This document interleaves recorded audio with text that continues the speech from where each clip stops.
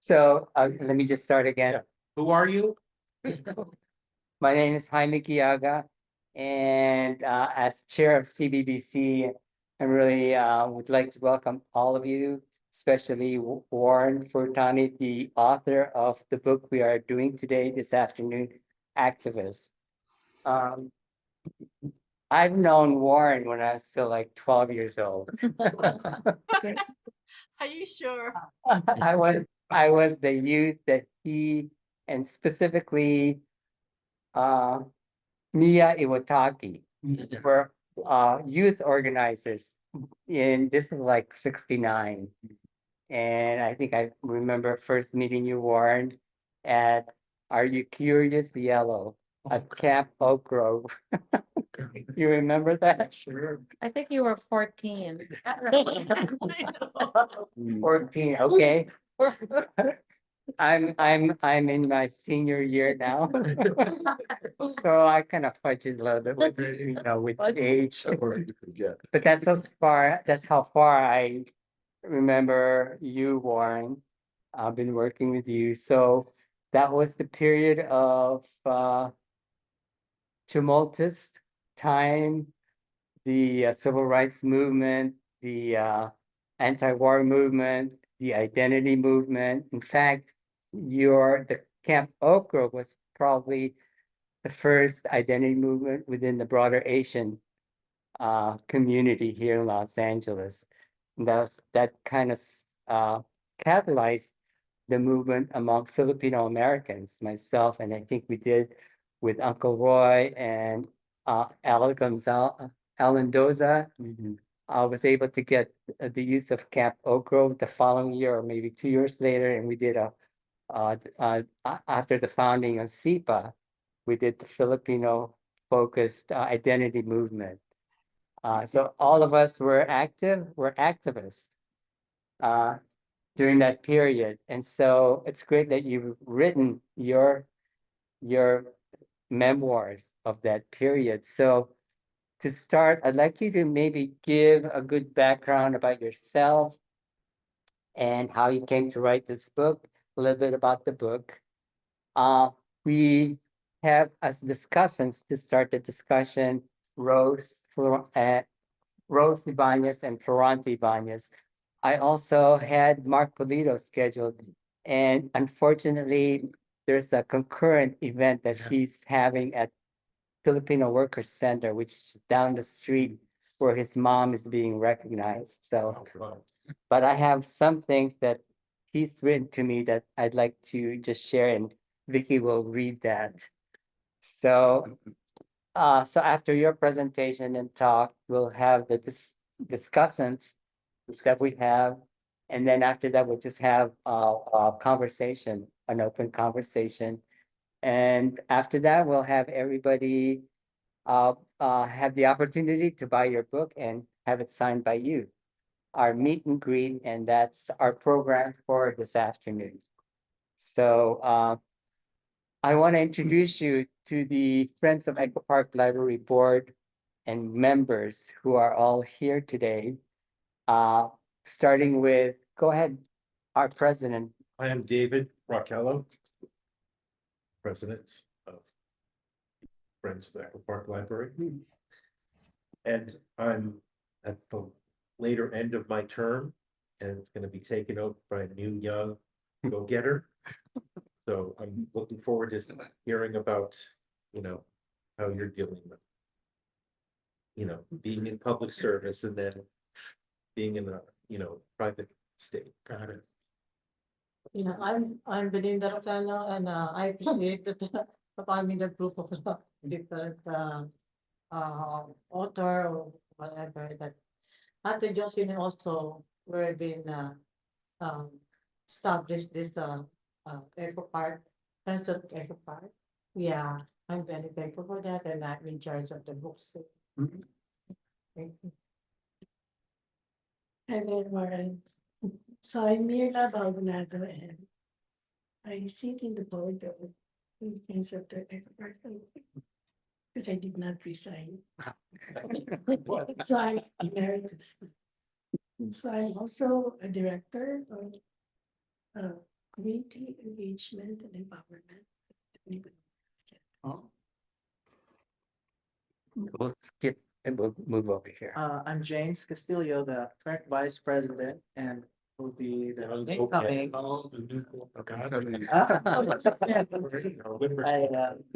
Also an independent filmmaker and an organizer back in the Philippines, and even when I moved here too. Now, not so much, but I have that background of being a young activist back in the day. I'm like, I got two twins now, 3 year old, but I remember when I was like out in the street in the Philippines. So I'm hoping to hear your story. You know, the tradition of being an activist. I'm Jocelyn Diego Rosenthal, and so I've known Warren as well. So it's gonna be really interesting to read the book, because we were part of that time, with Royal and Al Mendoza and everybody here. Flower power. Huh? Flower power. Yellow power.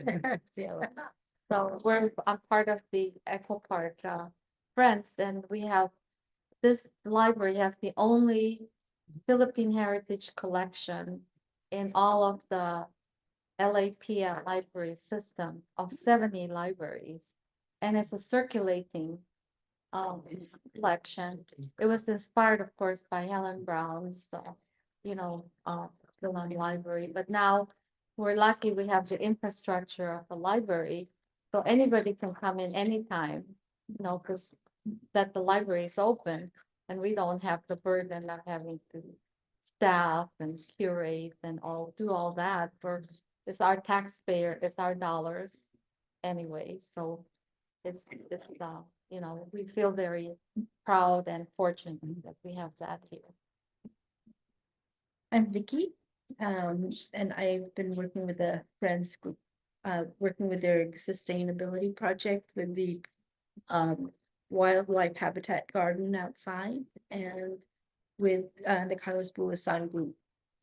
I also work with the Men's and Art Committee, and we just had our pilgrimage a few weeks ago, and I brought a few programs since you were one of the main inspirations there. So, yeah, welcome. Thank you. Oh, maybe Rose, you introduce yourself. Introduce yourself. Hi, everybody. I'm Rose Ibanez. I actually got more active during college. I moved from San Diego because I met Florante.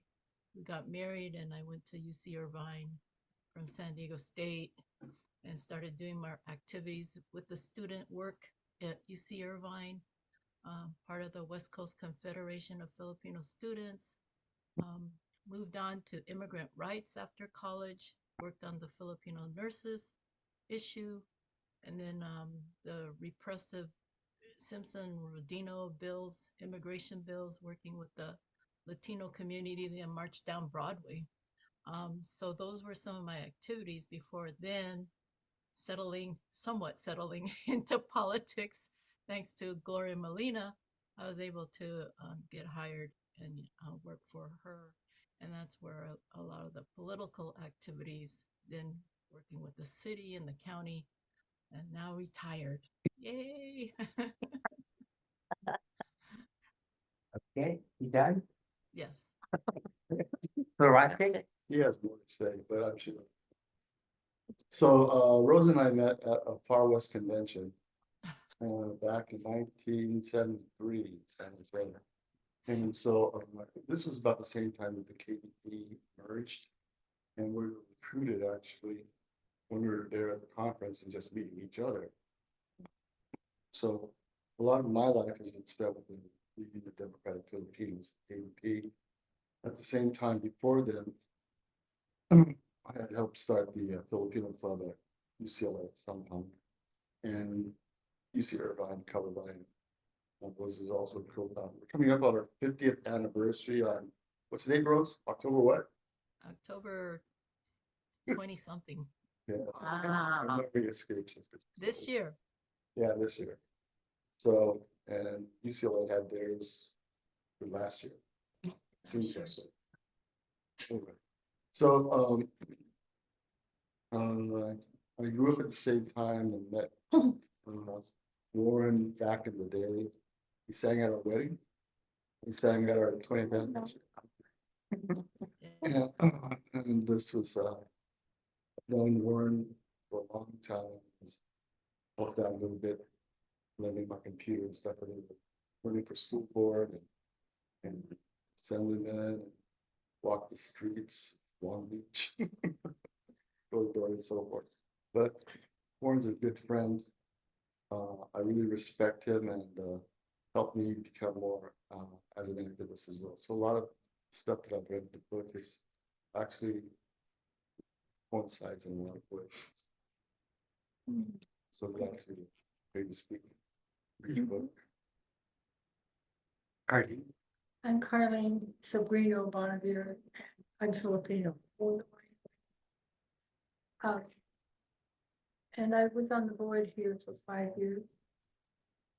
And it's a wonderful, wonderful thing, no matter how angry we get years ago anyway. I don't. Years Years ago, not anymore. Not anymore, you know. That's it. So in the 60s, I was an activist, whatever the cause was, I was there. But I was kind of conflicted about the soldiers coming back from Vietnam. I couldn't stand what the kids were doing. So it wasn't their fault. Anyway, I'm gonna cry thinking about it. So the most fun was I was in Salinas for a year, teaching the children of migrants, teaching them English. What else do I know? And it- I have 3 books. Okay. Yes, I have written a play. I've written a play about the I Hotel, which this looks like it might be on the cover. And in fact, when I was in Salinas, I was driving up to San Francisco every week, going to the Hungry Eye, and not knowing that above that bar, there were like 150 Filipinos. I never knew that for an entire year I was going there. I was only in Salinas, but I never heard about what was happening at the I Hotel. I don't. Okay, before we go to you, Warren, Elise, you want to introduce yourself, please? Yes. I'm Lisa Furutani, Warren's wife. Yeah, we're approaching our 40, what, 40, 40-year anniversary. yeah, 44, so we're catching up. We're catching up, Rose. Okay. Yeah, know exactly what to say, but I'm originally from New York City, and it was actually my mother's. At my mother's, because of my mother, she got involved in the anti-war movement, and she hooked up with other Asian American uh, activists, and she was probably in her 40s at that time. I was like 19 or so. So she was in her 40s. And she just got involved, and then she kind of got me like involved and Fired up. yeah. Well, She introduced you to war. she did. Uh, Actually, she did. She invited me Wow. to stay at their place when I visited New York. uh, I think she had an ulterior motive. Big time. Always feel that hand in our bag moving. Yeah, but, then I moved out here in 1974. So I'm pretty much a transplant. Appreciate having grown up in New York, but this is definitely more my pace. California. She'll have relatives on the East Coast. So it's all good, yeah. But yeah, thanks for having us here. Thank Vermont you. is, Vermont is famous for her contributions to the finding the research for the redress and reparations with the digging through the archives, proving that the U.S. knew about a lot of things that they didn't say in terms of the wartime relocation. What's the mom's name? I call her Shinada. Thank you. So without further ado, we'll open the mic to Warren and take it away. Okay. Warren. Thank you very much, Jaime. And it's a pleasure to be here with longtime friends. And the book, the title Activists, writing the book is difficult, but it turned out to be a lot of fun. You, as an author, you probably feel the same way. But the next difficult thing is to come up with a title. So I was thinking about push comes to shove or some kind of political title. And I thought, what have I been doing and who have I hung out with for decades? All of us have been activists. So activist is lowercase a, it's not capital A, so I'm not saying I'm the activist, but everybody I know is an activist. And the subtitle is Now a person who works to bring about political or social change. So all of us at this table fit that category. And I think it's a noble one. And the reason I really appreciate being invited to this book club is first, the friends that I know that are here. But the name of the club, Carlos Bulasan. And as we all remember coming up, there was basically about 2 books, America in the Heart by Carlos Bulasan and No No Boy by John Okada, which was about the people that went to camp for Japanese Americans that said no to the Lutio. But those were about the only 2 books that we had that came out from Asian American authors at that time. And for me, writing the memoir, COVID's happening, I'm going to tell this anyway, so, but as we first came into the library, as we're going out to get the books out of the car, Lisa said, "Guy, Florente's moving a little slow," as I'm walking with my cane. And then when I came into the library, I noticed where Florente walked across from, so I said, "Where's the bathroom?" And I know he went to the bathroom because I had to go to the bathroom. So these are the realities we're living with these days. I don't know when it happened, Johnson. I don't know when we got old. 84. 84. But in this time of my life, and I think for a lot of us, and let me tell you a liberating lesson I learned about writing the book. A friend of mine, another author, he said, "Warren, you know, you're not writing a master's thesis or a doctoral dissertation. You're not even writing an autobiography. You're writing a memoir that needs your memories." And that sort of released me. You know, I was thinking about footnotes and how to prove this and how to prove that. And I have 3 brothers, one just recently passed away, but whenever we would talk about experiences, same place, same time, we were there. Same brothers. Same brothers, but totally remember different things. I said, "You what?"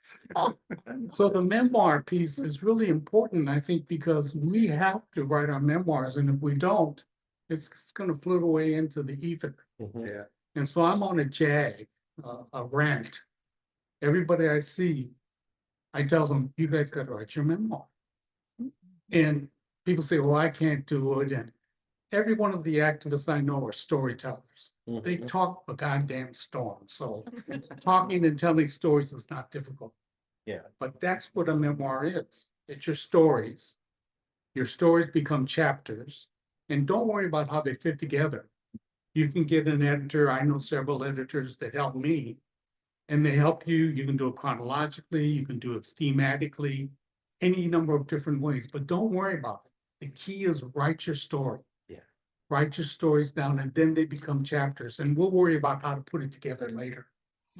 So that was empowering to me writing this. And then it turned out to be fun. And the other thing it turned out to be is it gave me an opportunity to thank people, to thank my mother and father, my grandparents, even though they're not around. But what they did for me and my brothers growing up, and we were not a touchy-feely, I love you kind of family. You know, it was shown through action, not through words. But being able to say thank you to my mom and dad, my grandmother in particular, was really helpful.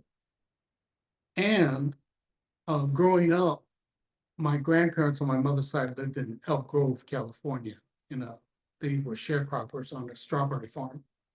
Had a patch of strawberries they picked. And across the way on the same big lot of land was a converted Japanese school where another family lived, and they had young children, high school, starting to go to college. And my brothers and I were just kids. So they took us everywhere. And my mother got sick when she was in a sanatorium for 1 year with TB, so we lived with my grandparents. My grandparents couldn't speak English. We couldn't speak Japanese. So they were on our interpreter, not only between the generations, but culturally. You know, we had to go to school, what school you go to. Don't take this bus, take this bus, because it was in the country. And so they gave so much to us, taught us how to fish, any number of different things. So I was able to write about the family.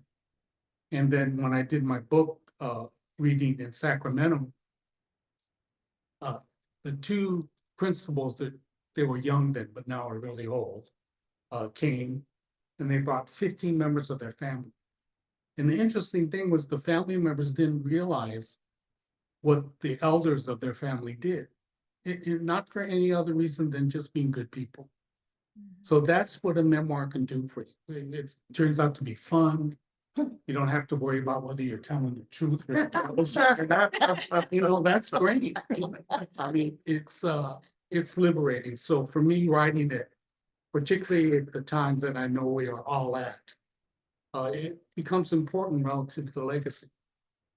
And the part of the book, and it fits right into what Jaime said relative to our first meeting around Are You Curious Yellow or whatever it was called. If everybody remembers in the 60s, early 70s, everything was based on color. The Black Panthers, the Brown Berets. Yeah. American Indian Movement had a red beret. I worked with the Young Lords Party, Puerto Ricans. And you know, Puerto Ricans couldn't be colorful, so they had a purple beret. And as Asians, we were really thinking, what kind of beret should we wear? I wasn't gonna wear a yellow beret.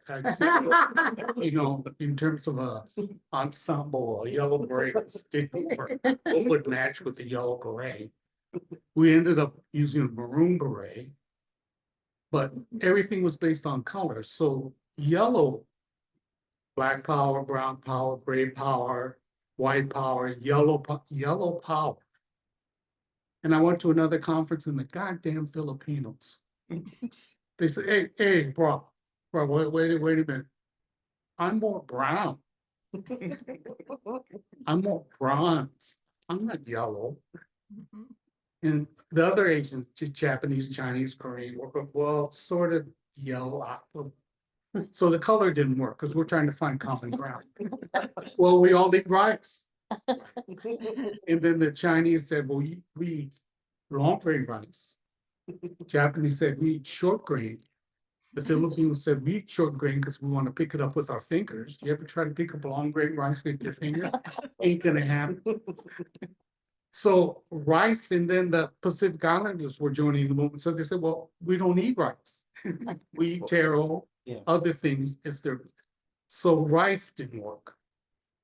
And we tried, the shape of our eyes. That didn't work. Up, slant down. I mean, that didn't work. And then you develop a perspective. And the perspective was rooted in the sense of what our identity was, because we were trying to figure it out. Negro had become Black. And we all know that in the early days, back in the 50s, 60s, if you called a Negro Black, that was about the biggest insult you could give them. But they flipped it on its head. And no longer are you Mexican American, you're Chicano. You know, Asians, we were Orientals, remember Orientals versus Occidental and and I met a woman from San Francisco State before the San Francisco State strike. I was at the College of San Mateo. We were about to go on strike ourselves. And they were from the Asian American Political Alliance. So, ooh, goddamn, that's bad. I like that. So no longer our first group was the Oriental Concern. We said, nope, no more of that. We're the Asian American whatever. And that expanded and grew. And then the coupling part of identity, particularly in the fledgling ethnic studies movement, was relevant education. And so the first class was Asian American experience and then Asian American history. And the difference was relative to Asian American history is we didn't need a white anthropologist or someone from outside the community to tell us our history. Yeah. The few Asian PhDs at UCLA and other campuses became the front person. And then we brought in people from the community because they could tell you history firsthand. So one of the key stories was America's in the Heart. And then you could bring in Manols. And that's why Agbeani Village became such a iconic focal point for the whole Asian American movement. Just like the Manzanar Pilgrimage became for the whole Asian American movement. Just like the massacre that took place in Los Angeles, Chinatown. All of these issues. And then you connect with the fact that, and this is a little far afield, but the first governmental body that administrated the camps the Japanese were put in during World War II was the Bureau of Indian Affairs. What's the Indian Affairs Bureau of Indian? The BIA have to do with putting Japanese in camp. Well, They ran reservations. And that's what a camp was. So you see this continuity of the gold rush happens, the first Chinese come to California in 1849. But then you later on learned that there was a Filipino sailor on a Spanish galleon in the Gulf of Mexico, jumped off the boat and swam to a place that eventually became called New Orleans in Louisiana. So everybody's trying to figure out this history. But you could go right to the Monons and ask him, what happened? No, Caesar didn't do the scrape strike by himself. It started with the Filipino farmer. Yeah. You know, then you start putting it all together and you realize that when Chinese came here, what did they come here for? Not to pan gold. They came here to work on the railroad. And when they were no longer used, then they had the Exclusion Act and they needed cheap labor. So who did they bring in? They brought in the Japanese. Japanese were here to help build the farm and agriculture industry. That was followed by the Filipinos. Some Koreans came at the same time because they were a colony of Japan. Some South Asian from India and Pakistan started to come. The first United States congressman from the Asian Pacific Islander community is from India. He's not from China. He's not from Hong Kong. He's not from Japan. He's not from Manila. He's from India. So you learn these things and you start seeing the pattern. Okay. Chinese were brought in, Chinese exclusion. Japanese were brought in, gentleman's agreement. Filipinos were brought in, Tadis Philadelphia. Latinos were brought in as braceros, and then they were cut off. And that's after the Mexican-American War, which pushed them south to the Gadsden Purchase. So you start seeing all these connections, and you realize that our history and our story is not isolated, it's interconnected. And that interconnectedness is something that we're sort of lacking now. Everybody sort of stays in their lane and just talks about themselves, and no one cross fertilizes and talks to each other. And we need to do that. We need to do that. So this book is an attempt to, one, really, it's been self-satisfying. It's so good for myself personally. And then I know it's a part of, and if I ever get on a shelf where Carlos Bulasan's book is, Alan Okada's book is, and the many other books that now are out, I would be really proud of that. I would be proud to be able to tell people, yeah, I went to the Carlos Bulasan book club and talked about my book. Because there's a heritage, there's a rich heritage. And maybe because I'm the guy standing at my screen door and yelling at people to stay off the grass. I just comes with the territory when you have a certain age. But I see with younger people, I just feel that even with a book, you can hold it. You turn the pages. It's not two-dimensional. It's not a screen. It's not some anonymous comment that you throw up there because you're pissed off about this or that, or. And we had our encampments back in the day, you know, but we knew that if we trespassed at the campus, that eventually the police were going to be called, we'll get arrested. But that's what we were there for. We were there to make a statement. And we got arrested and we got beat up a little bit, so be it. You know, now, I mean, I know they're gonna probably get rid of the chancellor of UCLA, but he was in a no-win situation as far as I'm concerned. If he cleared out the encampment, then the more progressives would criticize him, and then the police or somebody would have hit somebody with something. So that had kicked off. So they didn't do it. And then the crazies come through all of the connection to social media, and they're crazier than hell. And then they clear, I mean, I knew, and I've been arrested many times, like a lot of you, that it comes with the territory. That's why we're doing it. Well, we're not doing it say, oh, you can't arrest me. Fuck yeah, you can arrest me because I'm breaking the law, because that's what I'm doing. I'm breaking the law on purpose. Yeah.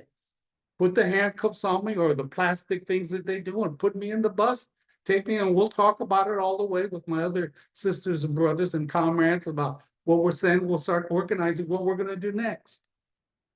So this is, I think, why it's so important for everybody to write their memoir, particularly around this table. The stories, the pivots, what happened, why did you decide to get involved? Because we all put a lot of shit on the line. You know, you could have gone off on your merry ways into the corporate world or whatever. We didn't.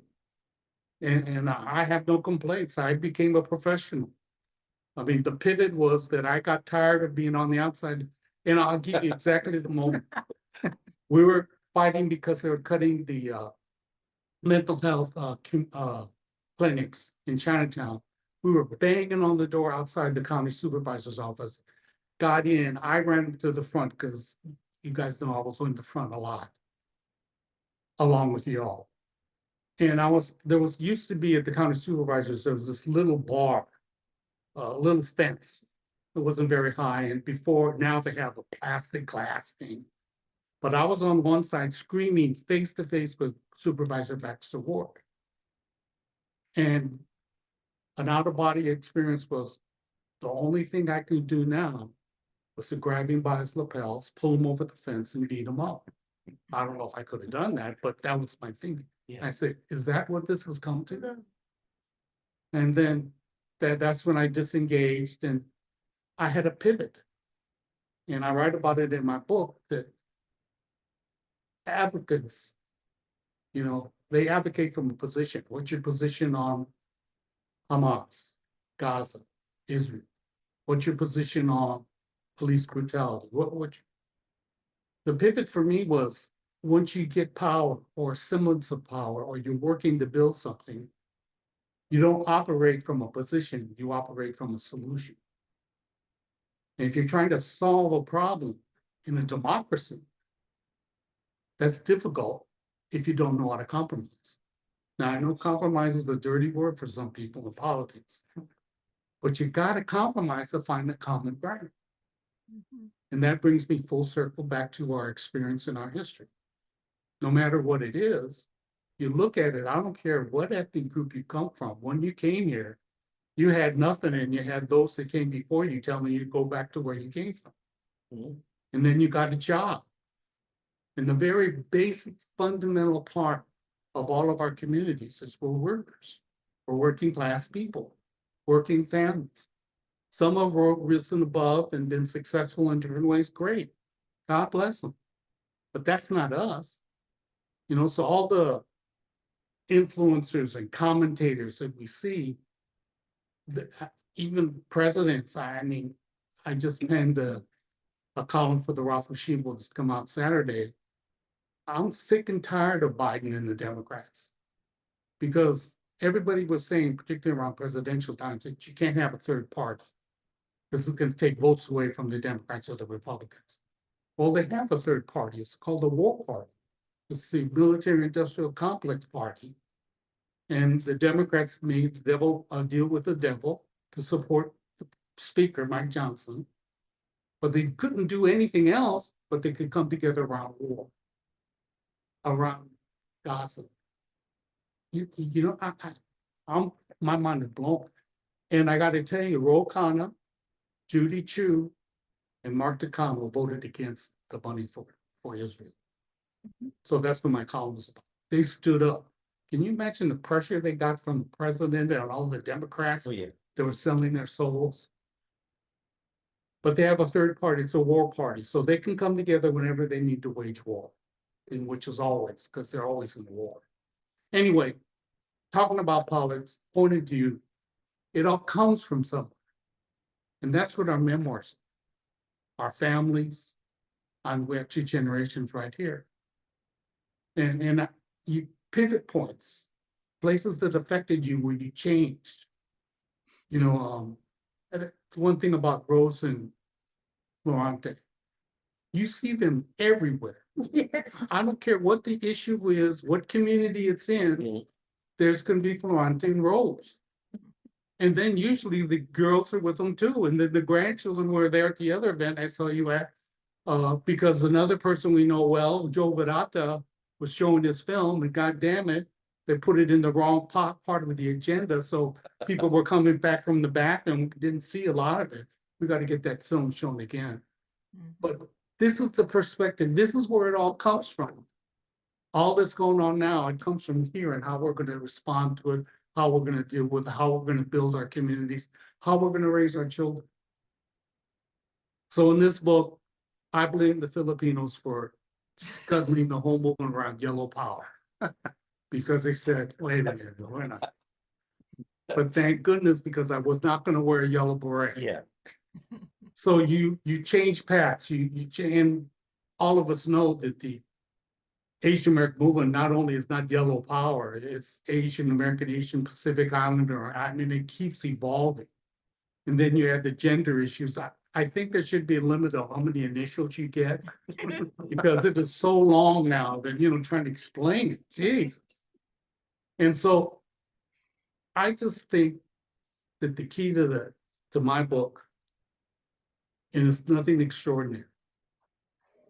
The key to all of your memoirs and your books to be written is to provide a perspective, a point of view.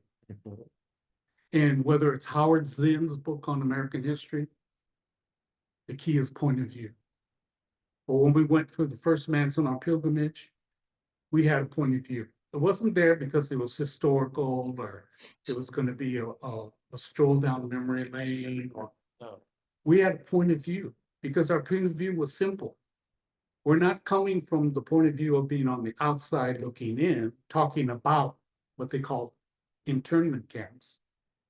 We're talking about a point of view from being on the inside looking out. And so when people said the machine gun towers were there to protect Japanese, why then were the machine guns pointed in and not out?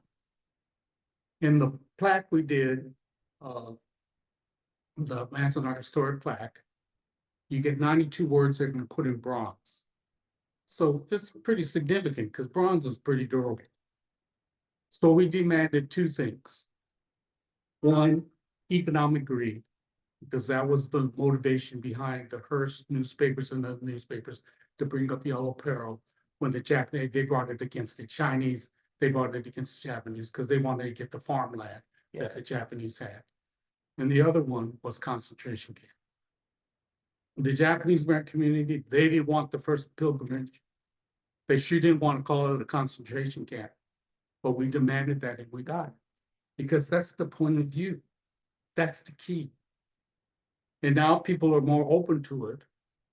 But in our hubris, us young activists saying, yeah, we were there, we wouldn't have gone to camp, we would have fought back and, you know, the Black Panther, on and on and on. And then one of the Nisei pulled us aside and said, let me tell you something.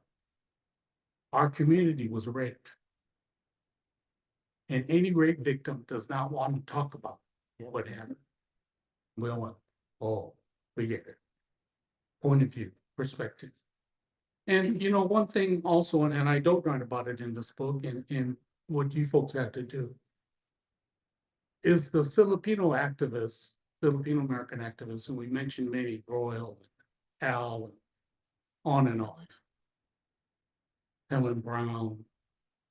The importance is that the Filipino American part of the Asian Pacific Islander movement was sort of a linchpin. Eastern Asians, we could find a lot of connection because we all probably came from China. And then there were wars and stuff, so we got a lot of stuff to heal when you talk about those countries. But when you come here, you know, everybody got told, go back to where you come from. Yeah. You know, people could call me a dirty chink, and I say, oh, no, that's not an insult because I'm Japanese. They fucking can't tell the difference. Yeah. So, you know, slope head, I mean, then with the Vietnam War, slope and gook, and it's all the same. Flip is an interesting term. I think initially it was negative, but then people flipped it over. You know, it's sort of the hipster term. Yeah, okay, whatever. But it meant the same thing initially. So that perspective of how to look at it, Filipinos were the linchpin to Pacific Islanders. That's my opinion. I mean, we all went to Hawaii on our way to the mainland. And we were kept apart in our plantations.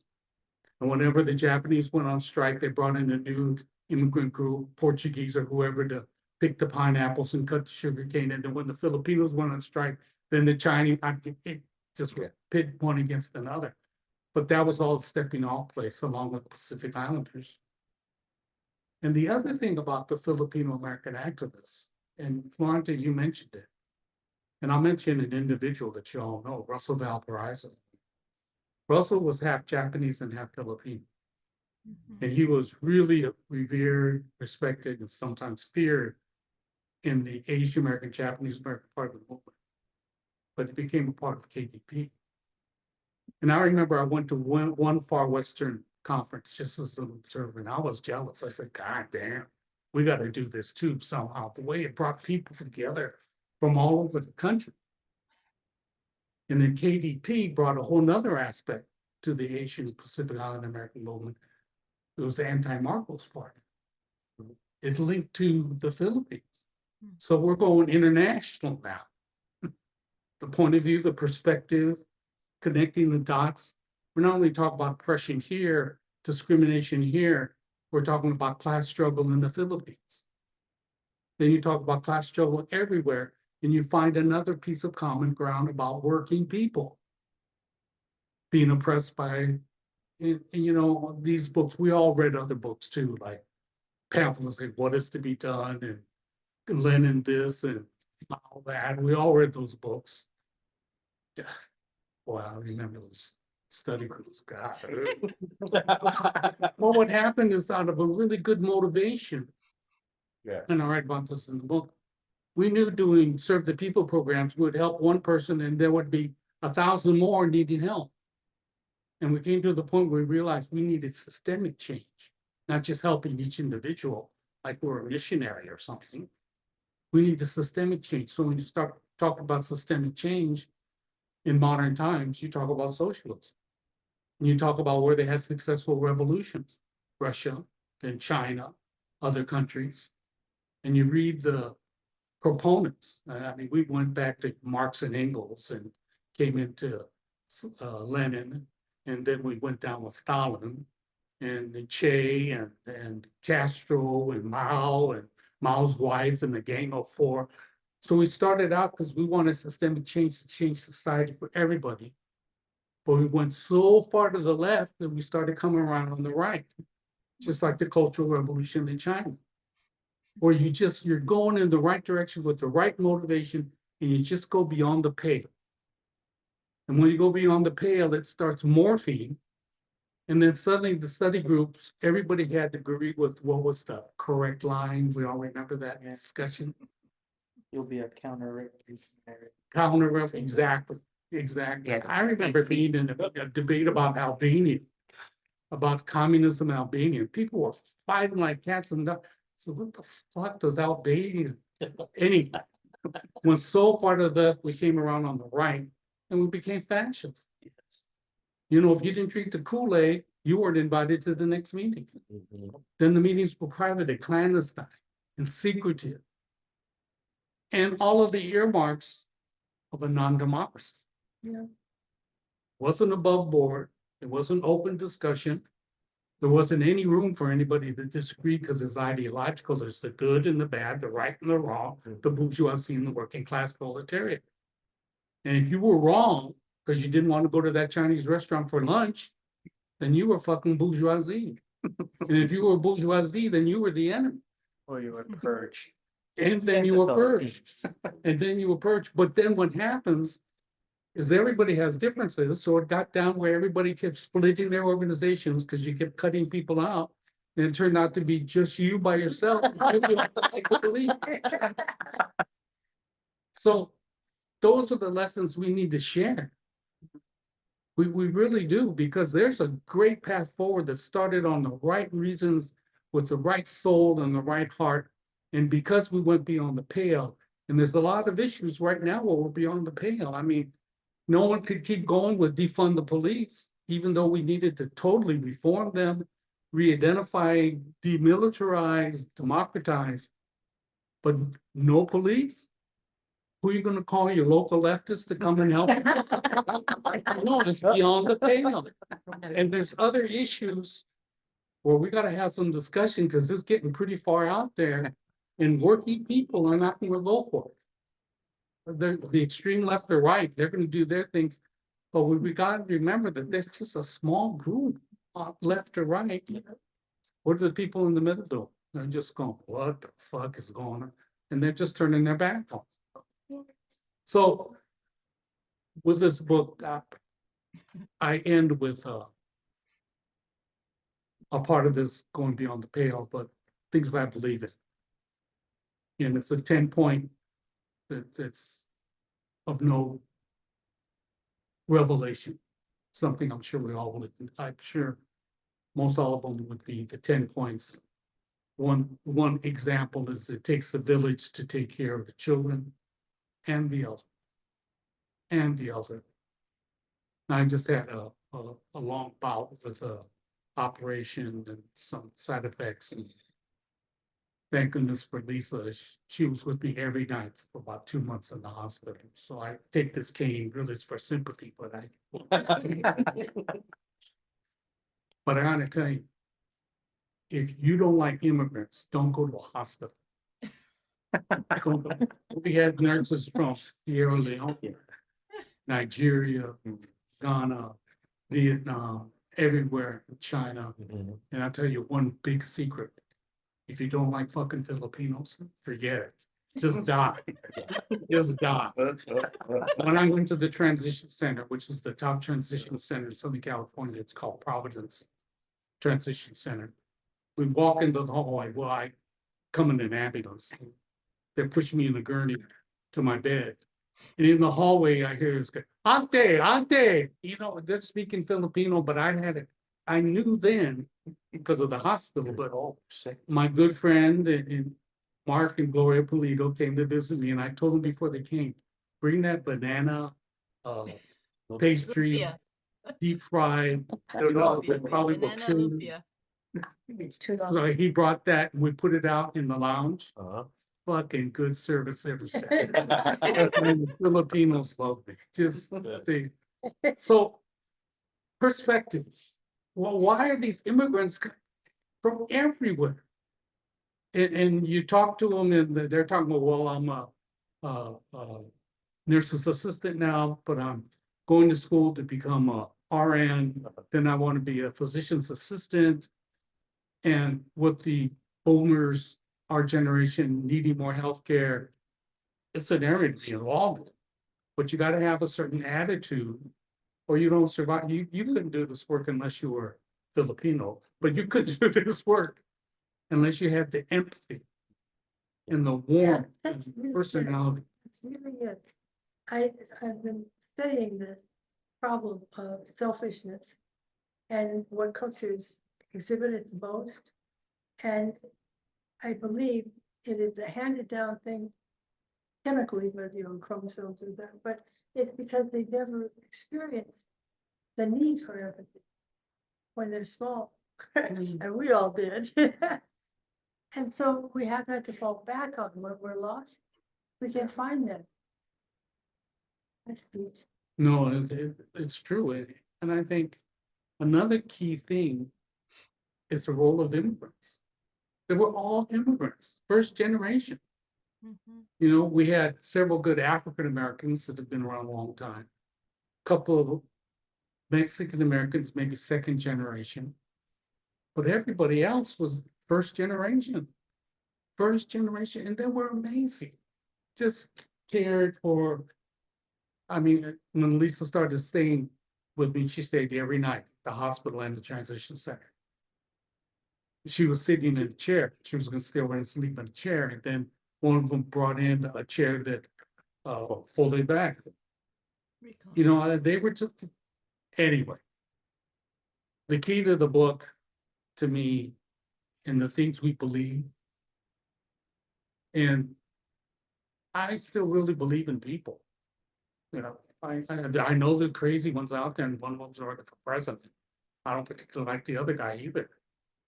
I mean, not to go too far out on a limb, but one of the things they said about what made Joe Biden valuable, particularly to Obama, was his international experience and his history and his maturity. Whiteness. Well, that turned out to be a part of it. But now it's that very thing that's causing problems because he is so indebted over these decades to the Jewish lobby Mhm. that he's just going to keep sending the stuff. Well, he'll stop one shipment for a little while. People talk about red lines. The red line has been crossed 10,000 deaths ago. So anyway, I don't know where this ends up, other than that's why we're activists. That's why we have an opinion. Our opinion comes from our point of view, and our point of view is rooted in the context in which we came up. The context in which we came up. And that's got to be shared. Whether they read the book or not, probably won't. Maybe, I don't know. They don't look at books. You get That's why I became a filmmaker, because well, they don't read books anymore. no, exactly, exactly. And so anyway. Some That's of my us do spirit. read books, and you have a place here at the Echo Park Library. That's why it's so sacred. Right next to Carlos Palooza. On Roy the Rally. Did Roy read, Roy read a book? Yeah, Maki Baka. Oh, Maki Baka 1 and 2. Yeah, See, 1 and 2. So we want activist 1 and 2. Yeah, we want activist 2 now. That's right. I'll do that when you guys do your one. Okay. No, Jocelyn, all of these, She's got the pictures. no, all of us, the stories. The stories. Yeah. I mean, I mean, what great stories just coming here. I mean, The Florante Rose love story of oh, yeah. activists of the 60s, 70s. Yeah. Thank you so much for that, Warren. I wanted to ask you if there's something in the book that to do a reading for us. You mentioned the 10 points you could do. I mean, I leave it up to you what you want to read that you want to share with us, for the next 5 minutes. If you can immediately pull that out. that'd be great. I'm sorry to put you on the spot, No, but I was ready for you. okay, good. Yeah, I've talked about yellow power in the parade.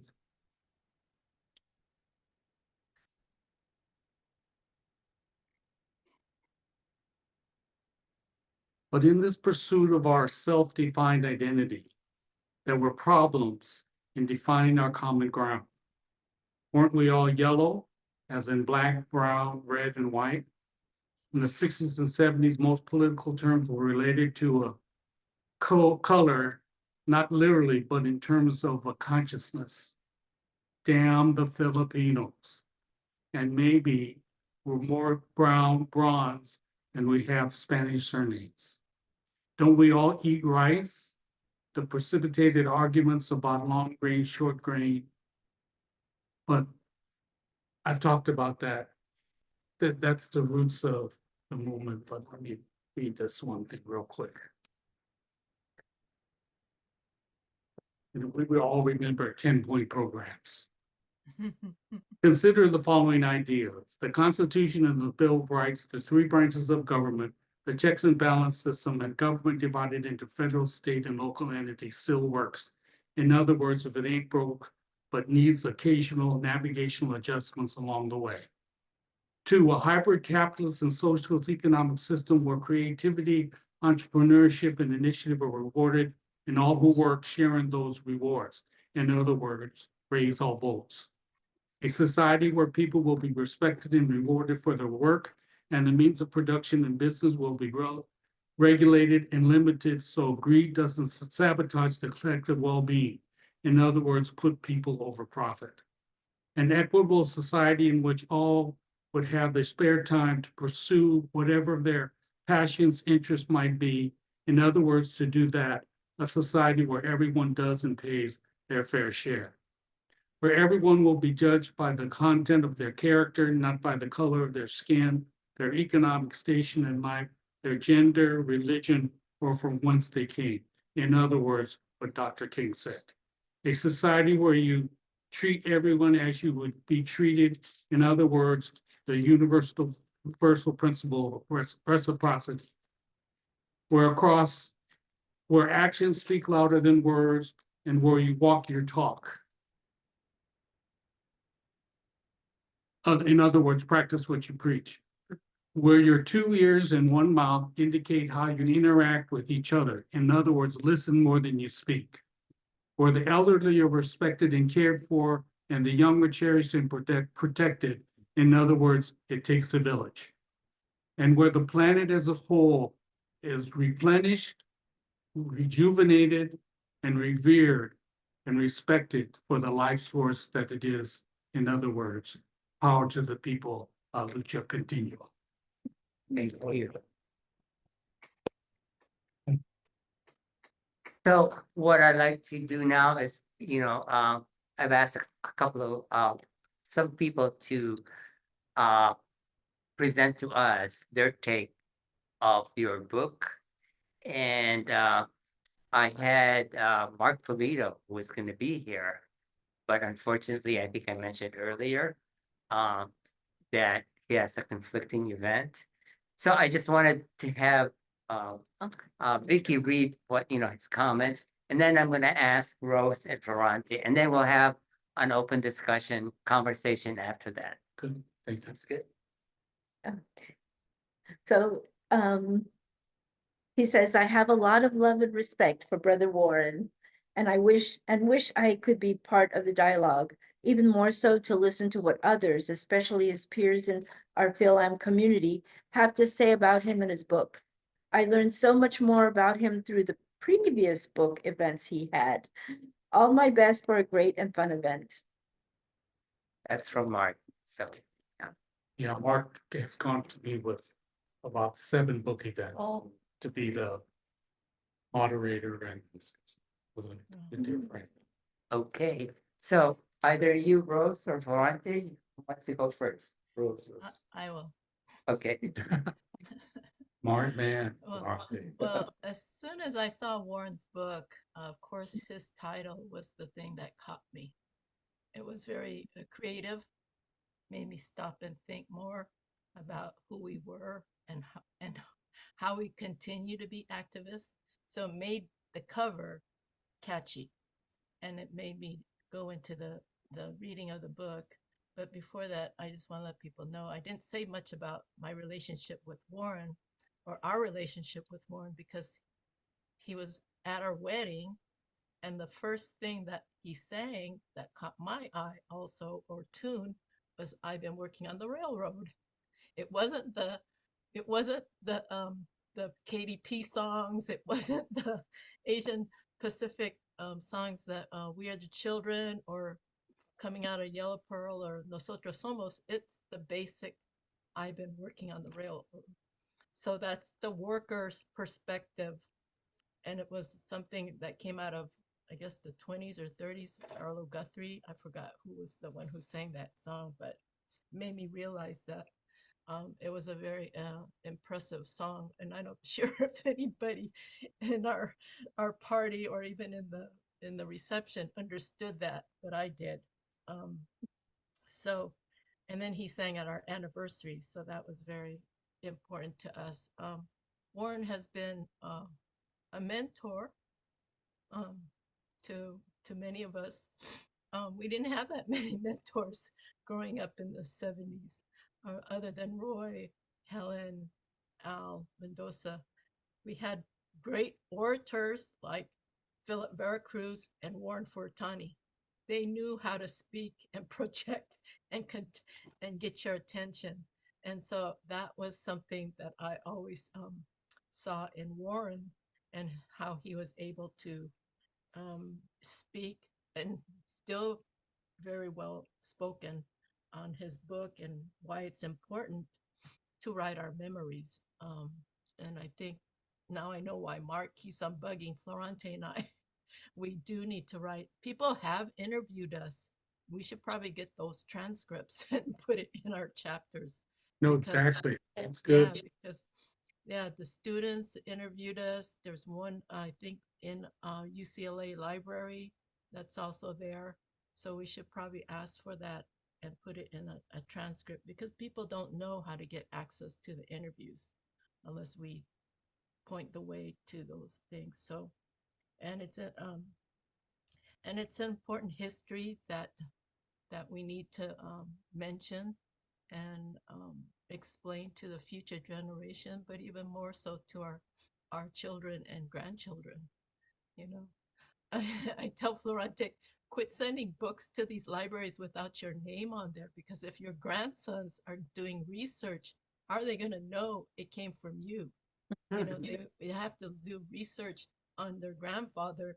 They're not going to know if you don't put your book. So I'm glad he's doing that at Cal State Dominguez, but he needs to also probably do it in the other places where he donates his books and resources. So that was sort of like my feeling about the book, and more so as a pivotal chapter. I got a chance, I mean, other than knowing Warren when we got my early part of my activism, I got to know him more during the campaigns. The campaign for city council and the campaign for assembly. And working in politics, it was kind of like, did you have that feeling, Warren, to go, we're always from the outside, now we're going to inside the institution and make a change. I go, wow, that's different. We're going to take over and make a change. So I saw that as an opportunity to understand campaigns and why it's important to get progressive politics, a progressive candidate into these elected positions. And now we see more young Filipinos. I don't know if you know, Warren, you know, we now have two women running for office. One is an assembly, who Jessica Colazo, and one's running for city council, Isabel Jurado. Corrado. Bravo. So these are two women that are going to potentially win their seats. So, and then I have discussions with other young people, because sometimes they say, well, what makes them progressive? You know, what makes them different than the regular person who's going to run for office? Or the ones who do it mainly for ambition or for a career. And I go, well, that's what you need to ask them. What do you define as being progressive? Let them define to you what progressive means, because they're running on an issue, they're running on maybe a commitment, an experience. We need to hear that. I don't want to hear, I've been endorsed by blah, blah, blah, blah, blah, blah, blah. I don't care. I just want to know what you stand for as a candidate. And that's why these also what you call it, the debates are very important. You know, debates between the candidates are just important. But the experience I had with you, Warren, during those campaigns were really good. I was able to understand the whole precinct thing, the numbers. I mean, those were daily detailed information that's very important. And you had great consultants. I know you mentioned Carmen Perez and George Pla in the book, and I'm glad you had those good consultants. And I hope that chapter or that pivotal point will help others who may be going in that direction, especially when there's so many openings to run for office and things are changing. One more point you mentioned about the hospitals. Florante just been in the hospital twice in April. One thing we know about the immigrants in the hospital is there's also a lot of immigrant doctors. I mean, every doctor we had, Kaiser used to be all white.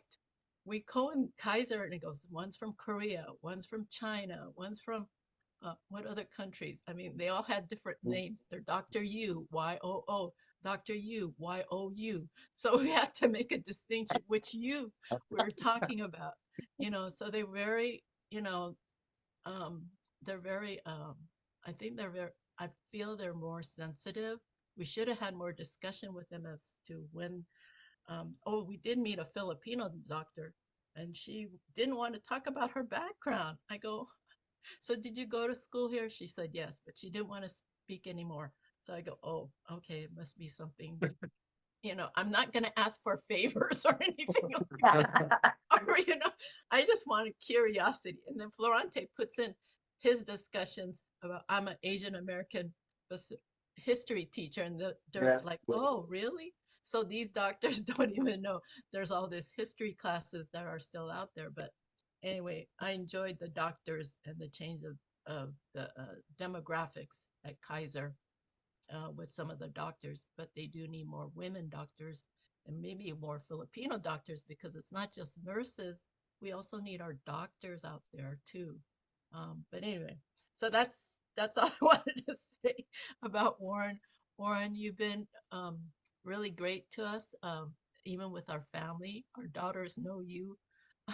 Gabrielle and Michaela, you were LA Unified, right? You were a school Yeah. board member, Yeah. right? So, and that was important to them going to a public school and being in a LA Unified School District. They remember Asian Pacific Islander elected official that represents our community. And that's what representation means, that we have people that are in all sectors and all levels of government representing us. So thank you, Warren and Lisa.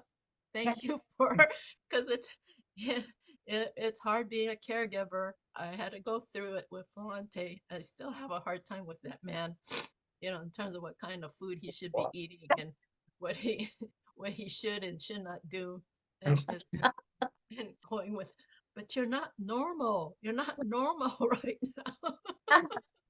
In the wrong ward. You're going through challenges. You got to get better. Anyway, Thank you, Rose. Thank you, Rose. Florante, your turn. And Ferrante, Yeah, well, I think, I said before, we've known each other for a long time. I don't even remember when we first met. It may have been at that Methodist church when there was a Asian American conference. That's, I don't remember that, but it was like an API event. And it was, several of us representing SEPA. And, looks like Henry and Pino, no, Henry De Valenta from Oxnard. And I think Jennifer Mascalino was there before she got married to Kaz. Maybe my relatives, I'm not sure. But the point is that at that same mini conference or whatever it was, get together, it was really in the beginning stages, I guess, when I was working with SEPA. At the same time, I was doing draft counseling out of Cal State Dominguez, the anti-war period. And it was, so they wanted me to talk about draft counseling. So I talked, I think like Bruce Iwataki, Saki, and Don Benign, some other folks were there. About, and I think it may have inspired them to also take up rap counseling too. Because I knew like I guess they had asked me to speak because I guess I was the only one around at the time that was kind of doing it. But I think a lot of parallels in here that I read about, you know, our work with service for Asian American youth. You know, monitor for that, and then also working with Simeon Tupe and at Omar Fatashi, and of course Russell. Russell was our you know, our chapter leaders back in the day and founders of the LA chapter of KDP, and a lot of things have gone to pass. I mean, I think what it reminds me of really is that it's really important that we all stick together and know what's going on. Talked about community as the newspaper of storefront on the Crenshaw area, and I remember I went there with Russell before, and that's the first time I heard Melinda Frost speak. She had just come back from organizing GIs, and I thought, oh, wow. And she was younger than me. I was like, wow, this is a young Filipino who's, you know, really active in the GI movement. So impressed. And I thought, I'm gonna feel like that. But anyway, and she later became one of our leaders of the KDP, the national level, as well as Tiny. But I think, you know, my experience working at UCLA Asian American Studies Center before you came in as a student community coordinator. You know, I was working under Amy Tachiki and Sherry Denbell to do that Roots in Asian American Reader as the first textbook really for Asian American Studies. So I was in charge of distribution. I got some phone calls one time, and then I met some of the people that I had shipped the books out to at their colleges. They said, "Oh, I thought you were much older." I'm sorry. Was I supposed to be old doing this stuff? I think I was 19 at the time. Yeah. And then on the music side too, just even playing in bands, you know, those our garage bands were playing with Built Summit, and I was with Barcata, and they also got their roots out of coming out of Steeper Camp. So that's where these guys met each other and decided to form bands. There was a lot of you know, people asked me. Okay, I did a film too with Joe Bellata as histories, and I was on the Rockefellers. And so one of the questions that my teacher asked me was, so what was, you know, what do you think about that stuff and how did things were? I said, it was a lot of fun. The movement was a lot of fun back in the day. And so I think besides that, we felt good about ourselves that we were doing something we believed in, and serving the people was a big part of that. And it was important to us that, you know, despite our parents warning us, you know, it's like, I hope you don't get in trouble, and I hope you don't get arrested. It's okay, Mom, I'm okay. You know, just, you know, you should be working for a good job now instead of running around. Well, yeah, okay. And so, but I know it was out of concern for our safety, especially when we were doing our anti-Marcos work. You know, because it was really, you know, I don't think we really understood how dangerous it was until we had the murders in Seattle of our KPI. It was then, it was serious. In the Philippines, It is serious. it was. It is serious, out you the know. streets, I mean, you know, folks that were salvaged. And he said, yeah, well, that's happening everywhere in the world here. So, you know, not thinking that it could ever happen, and it did. So it was scary times too. fun times and scary times. Mhm. But you know, I think the whole thing of working together, I think that was the strength of the KDP, was that it was an organization that pulled people around the nation together. And really did, you know, in ways we're the village, the family that stuck together and helped each other out, whatever they were asked to. Is anyone done a book on ADP? There's I'm sorry, what? Time to Rise. On KDP. Oh, we have an anthology of individual articles, essays that they read about their experience in KDP. Right. Time to Rise. Time to Rise. Published out of UW. And It's public. yes. It's public, yes. Published. Get on that. He'll autograph We, it. we launched it here. Yeah, we did a lot. Yeah, we did the book launch here, right? With, 2016, Cindy.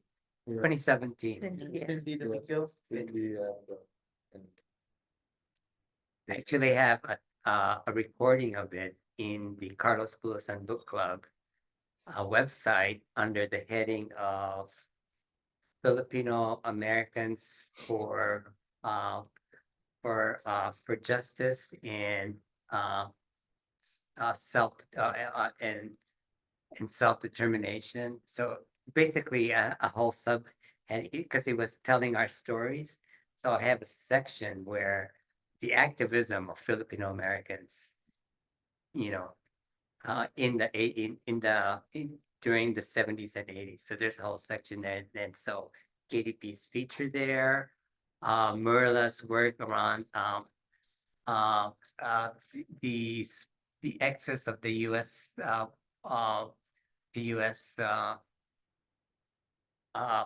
bases in the Philippines. So there's a section, I'll send it to you so you can read it. But I think,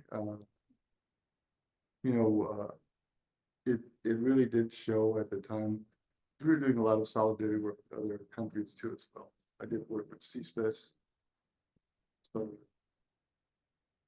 trained unionists from yeah. That's another reason why I would write the memoirs. Yeah, Fading. yeah, it is fading out. It is, now that's, But yeah, and it's yeah, it's a lot of ups and downs, even though we were a progressive organization. We did have our own self-criticism sessions at the end of each meeting. People just kind of, Yeah, those were always, I think I will leave now. But yeah, how come you didn't share the hamburger you were eating downstairs by yourself? that was too high. The membership shrunk after that. Yeah, are you done? It's, yeah, I think that's annoying. I just wanted to say, it was really, it's really good.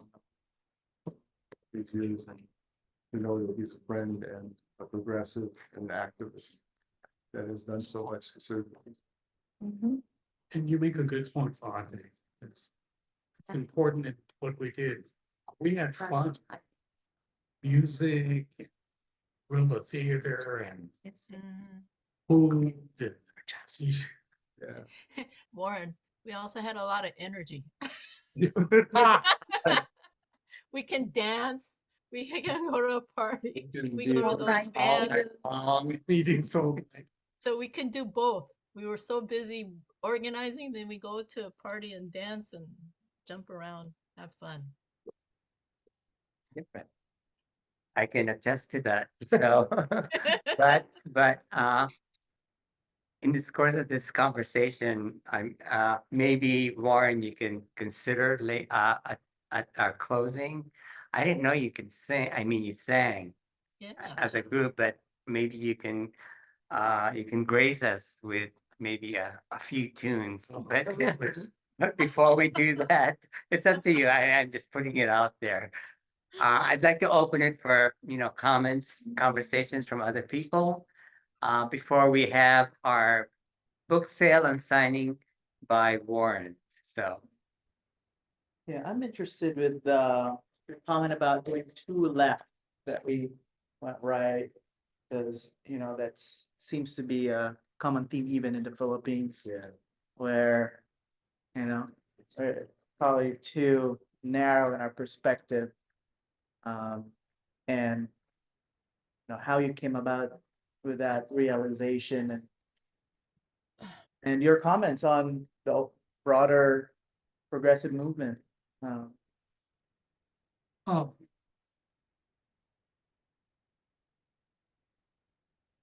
The Democratic Convention this year is supposed to be in Chicago.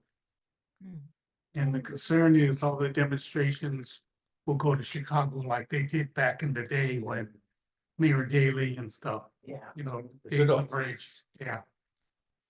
There was a Japanese guy, Shinya Ono, who was relatively, he was a little infamous because there's pictures of him fighting with police and giving him a judo throw. And so he came to LA. And Shinya was, you probably knew Shinya, was Japanese, great English, really smart, good guy. He was a great interpreter when we would speak in English and he would speak in Japanese. He had soulful, you could really see his passion in it. But then he sort of separated and he left and went back to Japan and he left a statement. And I have, and it said, I should have known better. That in his experience of progressive politics and activism, he ran into the same problem where everybody went so far left. They came around on the right and it became Stalinist. Hmm. And just like I said, people were purged, people were, all different ugly things happened. Murdered. There you go, exactly. And it was all around being politically correct. In those days, we call it correct line.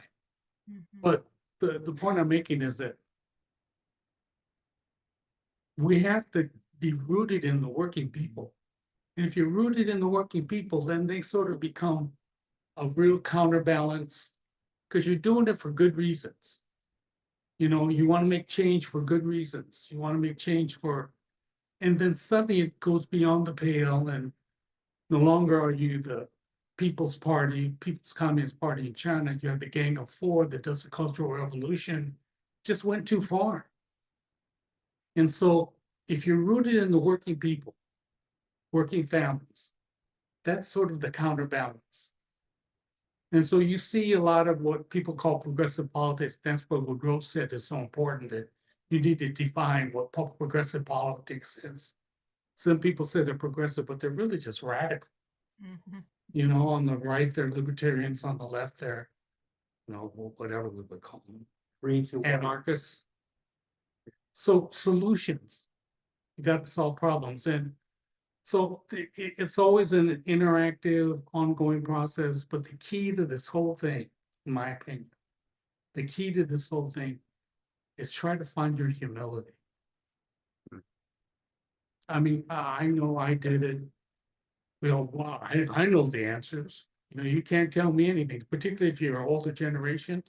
Yeah, you're old. You're an aspect. Maybe I'm, because where I am in my life, that I'm this position, but I don't think I've always been humble or been humble. Mhm. Oh, yeah, life has taught me some really good lessons, you know.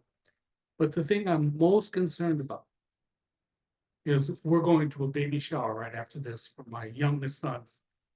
He and his wife are going to have another son. So his first son is 20 months old. My granddaughter, my other son is 9. And the children, oh man, it's so great. I feel like a vampire. When I see my grandson, I suck out what, you know, they're clear-eyed. Vibrancy. They're not trying to manipulate. I mean, they do their own little manipulations, but you know what I mean? It's sincere. It's exactly what it is. Then I go to these events and I'm speaking I was just asked to speak at this thing for Go for Broke. They bring in 30 people, young adults, not teenagers, but young adults, married, some of them, to come, just called torch bearers, and they have these different workshops and stuff. So they brought me in to speak because they had heard me speak about, I can't believe young people telling me they don't want to have children. Yeah. because they don't want to bring them into this terrible world. Well, what the fuck are you talking about? I know. You know, you just need to go back a little bit to get a sense of How what bad it people, was. yeah, and I'm not trying to just talk about. I'm so impressed with our young people, our children. And then I'm really impressed with our grandchildren, because I see how good my sons are. You know, and I see you're. I can't see how people don't think we need to have families and young people, and I don't care what the parent arrangement is. Mhm. You know, seems, yeah, I don't care. We got to help these children, we got to get them to grow. So that's my final word on this thing. I believe in people, I believe in. And I have proof of it. I look at all of our extended far reach of families and friends. And I look at their generation. They may not be Marxist Maoists, but man, are they good people. Do Mhm. they care about others? Yeah. Are they trying to rip other people off? No. Are they willing to help out? Commit? Yeah. So that we got to keep having children. That's all I know. And if you don't have children, can't have children, adopt some. Yeah. And if you don't, be a good aunt and uncle, whatever the case. These young children are so important So precious. and precious, and they're durable. You know, you worry about them getting hurt and stuff, but man, they're durable as hell. And then they're precious and sometimes vulnerable. So that's my message. I'm looking to the future. Yeah. And with all the things they have available to them in terms of tools. Mm. Remember A we did lot. lithograph or ditto and you get high after the end of the session, make 1,000 leaflets. Exactly, exactly. You go, whoa, we don't need to go smoke any dope now. We're already there. But what they have available, information in your pocket, holy, but Like the whole mainframe, whole room back in the sixties in your phone. maybe you had the things. I remember how proud my parents were when they bought the Encyclopedia Britannica from a door-to-door salesman, or the Mhm. World Encyclopedia. Right. You know, they put it on a shelf, really. It was Yeah. all the information you needed. That's right. Yeah. And I guess then if the movement doesn't change, like what you said, you end up the only person. That's all it gets. You end up the only person, and you're cynical, and you're angry, and you get on a website and you do social media.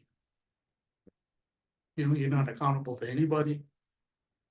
You don't have to compromise with anybody. You can say anything you want anytime because you do it anonymously. You're not gonna be held accountable. That's one thing we were held accountable. That's when I talk about going put in jail. I didn't mind going to jail. I was accountable for what I did. Goddamn right, I want to be arrested because I'm doing this on purpose. You know, don't cry to me. I got arrested. Oh, I got tear gas in my eyes. You know, you get hit in the head with a baton. Maybe that's a little different. A rubber bullet. I get it, but Everybody gets tear gas. It's, in them. it's a different kind of People in the front. action against the protesters now, though. I don't remember it anyways. There was a different time, I think. The way it's being Bullet. handled now is much more harsh than what we had back in the day. that You I had a comment you wanted to Oh, type in. Can't well, I say. was just gonna say, I really appreciated the way you talked about your family and the values that you came away with. And then how you went forward with that in the time and everything that was going on, how that helped shape your view of what needed to be done and how to engage in community. And I think the point that you said that is really important, that a lot of what has to be done has to come from the grassroots. It's got to come from the community's voice. And I can't think of, I see that as being as kind of democratic representation. We need that representation. And I think that's a lot of what groups like this are pushing for. And that has become a real model across a lot of the communities. But the one point, though, that I guess I would take note of or want to speak to is coming from the experience of the Philippine left or the left, watching authoritarianism rise and take power. When at this moment, we have somebody who, as their platform is saying, they're going to undermine and demolish your point number one. And they have a majority right now as far as chance that they're going to get elected. Coming from the experience of ultra-leftism or pure politics, when we start to create those, what is it, a chasm or a wall to supporting those who we don't agree with on a number of things, but they're not going to take away that number one of your points. That other candidate will be our best chance at having that democratic representation. They're not going to kick out our immigrant families. I think that there's a bigger picture than this third party. I agree with you about that, but I feel that democracy is kind of a overarching vision higher than what we're going through around what's happening in Gaza. And it's absolutely, he needs to be called out on that, but at the risk of undermining and opening the door for someone who says in their platform, they're going to demolish those three areas or merge them for his benefit. I would believe him that he will do what he says he's going to do. So that's my only comment about that part. And it was, I guess I feel a little bit emotional because just seeing how authoritarianism rises and for us to make these obstacles to voting somebody who could have slowed it down or averted it worries me. I hear you. I went through a lot trying to make this decision on the column I wrote. And then the thing that keeps popping up in the commentary I hear is the lesser of two evils. And I'm tired of that. I'm sick of that. And maybe because I'm old and I can be tired of that too. It's just, to me, it's getting to where evil is evil. Yeah. And I'm more into the local politics, and I'm not even sure I'm in the congressional politics anymore, because maybe it's the devil, so that's why they're aligning and keeping Mike Johnson the speaker. It is just shifting, because you're right, the counterbalance, The party of war, like you said. well, the counterbalance is so strong. Compared. It's so strong. That's the advantage of being a advocate and activist like I am now, because I'm not an elected official. Because when I made that pivot, being an elected official, there were certain things I just had to swallow. And you couldn't say and do everything that you thought. Exactly. And the other thing is that the reason I didn't continue along successfully is one, being Asian was a problem. Because I never ran in a district because there's only a couple that have a majority of Asians or a third of Asians. Every district I ever ran in had less than 10%. So I had to build a coalition. Right. The other weakness I had is, I look okay now in terms of the shape of my body, but I was really overweight. My doctor, after I lost the city council race, he sat me down and he said, Warren, let's look at this picture.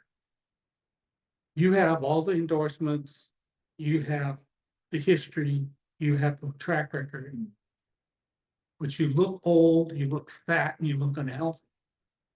Look at the guy you're running against. The first time elected office, Joe Puscaino. He looked young, he's handsome. Who are you gonna vote So for? it was Dumb Joe that won. Dumb Joe won.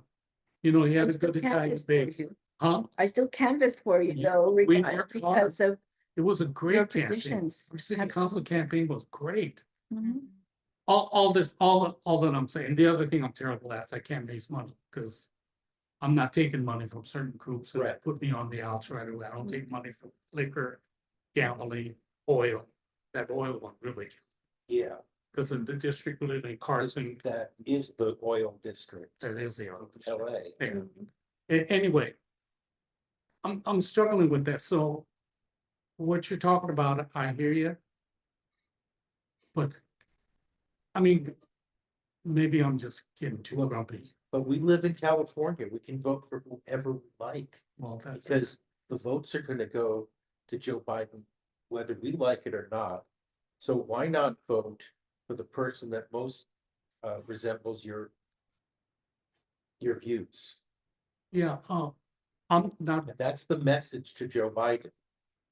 I think he's toned deaf. Oh, yeah. I'm not voting for Trump. I'm really gotta look at my soul to see if I'm gonna vote for Biden because of what So- you're saying. What you're saying is true. There's a There's lot at Dr. stake, Jill and I know Stein, there's a And difference. there's Dr. Cornell West, both on the left. They split that vote so that they could never win. The way they arrange things, and then there's RFK Jr., who is more of a Wormhead. idealist, Gotta take where my, idealized in this brain. demigod. Maybe, this is a parallel On the in the right. Philippines where the young people may be disillusioned with the movement, that you have someone like Marcus, who Exactly. has a very How did strong that happen? control of, That will destroy. because we went too left, Is That we his went campaign right, slogan was, I that can't give you what I don't. people don't, my generation, we didn't grow up during martial law. Right. And so we're like, and the movement is still kind of like stuck in the old ways. That the young people are like, they're looking for something. It's also people don't see the difference between them and Yeah, because we didn't live through a certain generation. And so they're looking for there's really something, and difference. the movement hasn't transformed significantly enough. Yeah, your point is well taken. Mm. It's a dilemma. Focusing more on local politics. I just talked to Jessica yesterday. Although someone raised the question of why, I think Rose raised, what's really the purpose you're running for office? Mhm. What's your motivation? Just to be an elected official, or, I mean, that's one thing that I brought as an elected official, is I came from the community. Judy Chu came from the community, Mike Dean came from the community. All the others, they were staffers for other elected officials, or they don't have any community bona fides, so they have to go to learn about our community. Okay. So I'm looking for young candidates. I'm looking for people running for local office. Jessica, there's gonna be a DSA person running against her. Mhm. Frankie. Korea. So what does that make her then? I thought she That was, makes her a moderate. and maybe that's what we need. Filipino vote can stick I together. think we can have this discussion of the current thing ongoing through November. It's absolutely something, and probably it will accelerate as we reach the fall. So, Yes, and I it think is we'll have plenty. emotional and people get triggered. No, but we'll have plenty, but that's part of our democracy, which That's right. I value. So, and I think I agree with you. That's our overarching framework to do all of this stuff. So, but thank you, Warren, for coming out. It was just, for me, it was really a learning experience, and I really love hearing your framework in framing your memoirs and your past, and capturing your experience, your memoirs, and your call for everybody else here to do the same thing. Yeah. Because otherwise it didn't The either. new generation will not know. will not Have Exactly. the context. And Exactly. Yeah. But at least you have it written down, and somebody else will take that and trying to understand the Asian American movement in LA in the 70s and 80s, and yours will be one of the source that person will hopefully draw from. And gotta all be of us that we're gonna write it.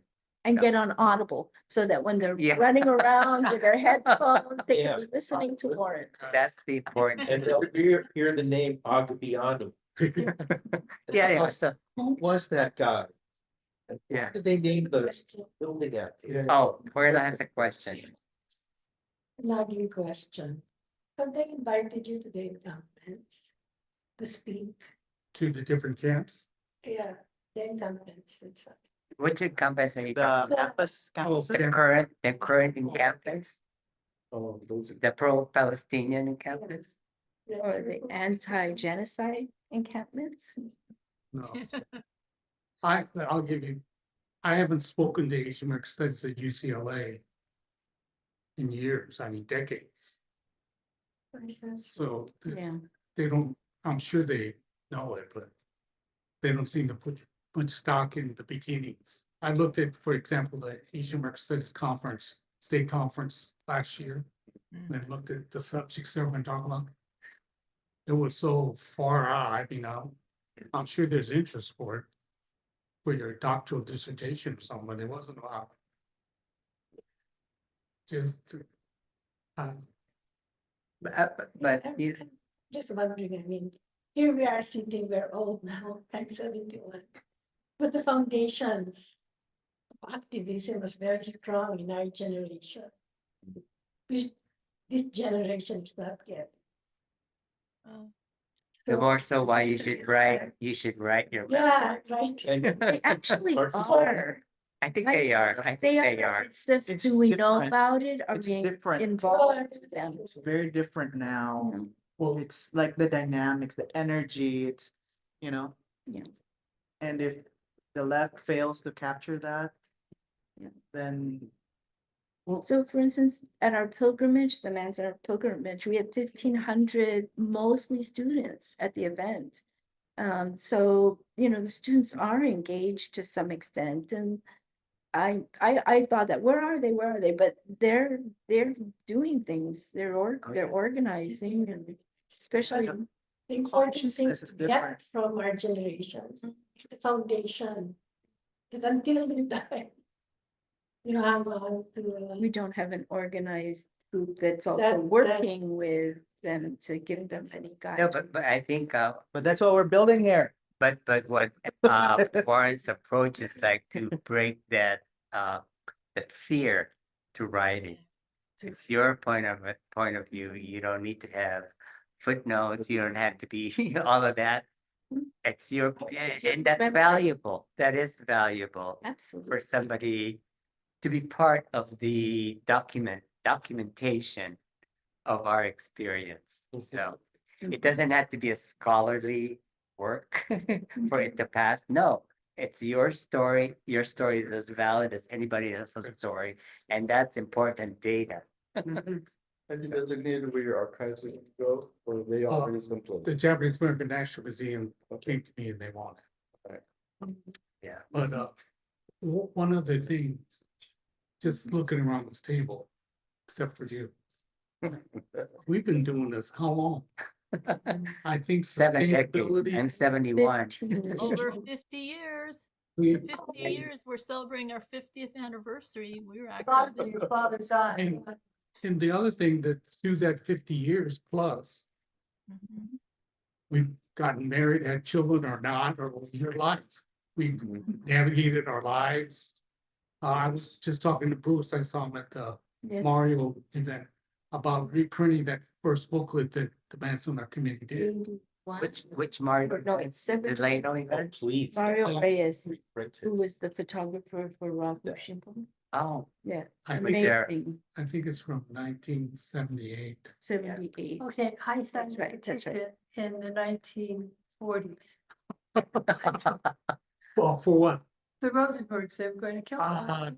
Wow. That's terrible. God, they can talk about someone's gotta write a book. Yeah. Another book. About your Revive experience. them. But what Rosenberg specifically? No, no, why you do that? Yeah, but Wow. it's a moment in history, and my mother No. not having citizenship Yeah, papers but yet. somebody that. She tried to talk to me. And your mother, No, around it. your mother, My mother didn't have her papers yet, she was quite a thing, undocumented. and she freaked out when she knew I signed that petition. ah, She went after the court person with the petition, and she ripped the paper up and she was, put him on title. And then my mother was going nuts, thinking we're gonna send it back to the Philippines.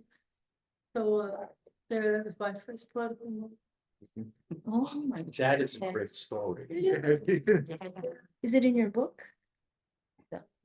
No, but I she was going to kill my Swedish aunt is in the book. Yeah, she was, the judge was you're supposed to be when you're Filipino, but when you, one of them, let's look. Get angry. Let's talk.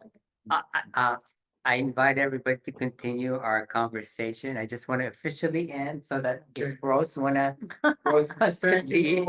Thank you, We'll Rose. see you at another event. Yes. Yes. Yes. And we'll have the book signing and book sales. So, but continue our meet and greet conversation. Absolutely. But thank you and we'll see you next time. Good. Bye. I gotta go because I have two He's got- 3-year-olds, but I'm working on a Carlos Wilson documentary. Ooh.